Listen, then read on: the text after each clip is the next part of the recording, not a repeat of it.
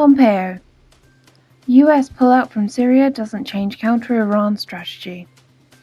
Secretary of State Mike Pompeo said that the planned US withdrawal of troops from Syria won't change the mission of destroying the ISIS terror group and stopping Iran from influencing the region. Pompeo said that the withdrawal is a change of tactics and will not interfere with the US commitment to defeat the caliphate or of ISIS globally. Pompeo added, "There is no change in our counter-Iran strategy."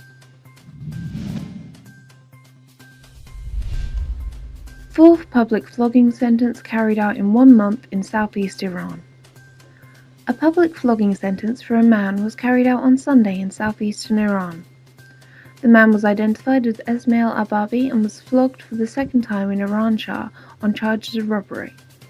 According to human rights groups, this is the fourth public flogging sentence in 1 month in Iranshahr, in the impoverished province of Sistan and Balochistan.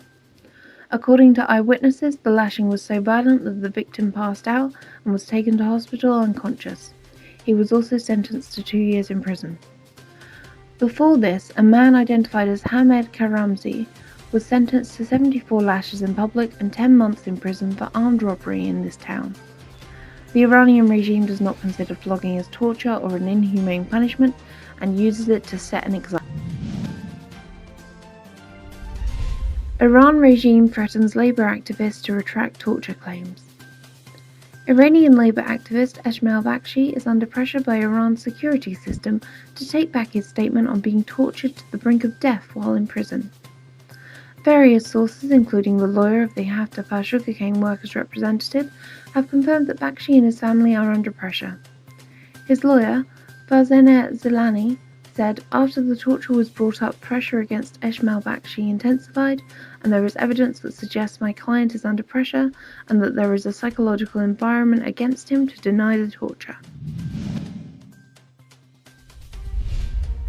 Iranian journalist sentenced to 6 years in prison without lawyer.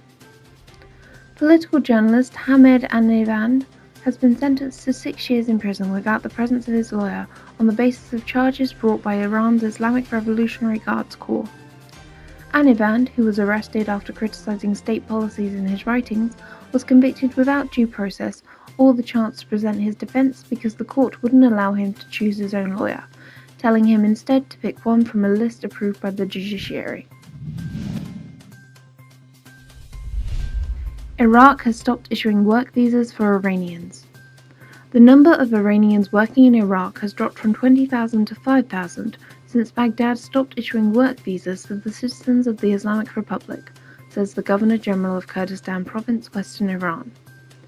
Last week, the chairman of the Iranian Parliament's influential Commission of National Security and Foreign Policy, Heshmatullah Falahat-Pisher, has cautioned against Iran losing its economic position in Iraq and being replaced by Turkey and Saudi Arabia.